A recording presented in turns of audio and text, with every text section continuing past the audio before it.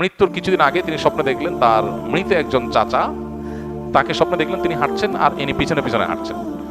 তো পেছনে পেছনে হাঁটছেন, এটা দেখার পর তিনি খুব বিচলিত হয়ে গেলেন, বলেন যে স্বপ্নটা আমার কাছে খুব মিনিংফুল মনে হচ্ছে, যে আমার মৃত চাচা তাকে দেখলাম তিনি হাঁটছেন, কোনো কথাবার্তা নাই, এবং আমি পিছনে পিছনে যাচ্ছি, যেতে যেতে একটা সময় তিনি হারায় গেলেন, তাকে আর দেখলাম না, আমিও হারায় গেলাম।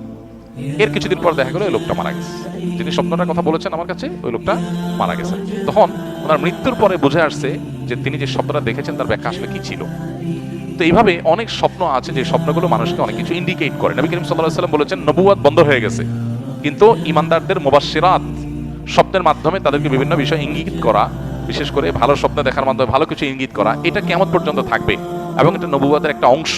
বিদায় স্বপ্নকে একবারে উড়াই দেওয়ার মতো বিষয় না। তবে হ্যাঁ, স্বপ্নের কিছু কিছু আছে যেগুলো শয়তান দেখা, যেগুলো পেরেশানির কারণে, শারীরিক দুর্বলতার কারণে হয়, সেটা আছে।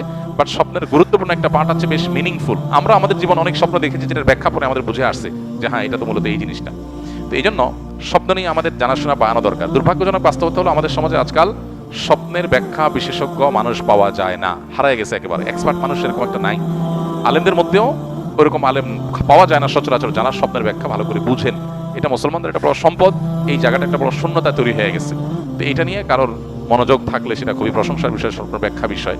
তবে সেটা অবশ্যই বেশ পাণ্ডিত্যের ব্যাপার এবং জানাশোনার মতো বিষয় করতে হবে, জানাশোনা সেভাবে করতে হবে। তবে মৃত্যু দেখলেই যে মৃত্যু হয়ে যায় স্বাভাবিক না, অনেক সময় উল্টাও হয়। এই জন্য স্বপ্নের ব্যাখ্যা যা দেখলাম তাই হবে, এটা জরুরি না।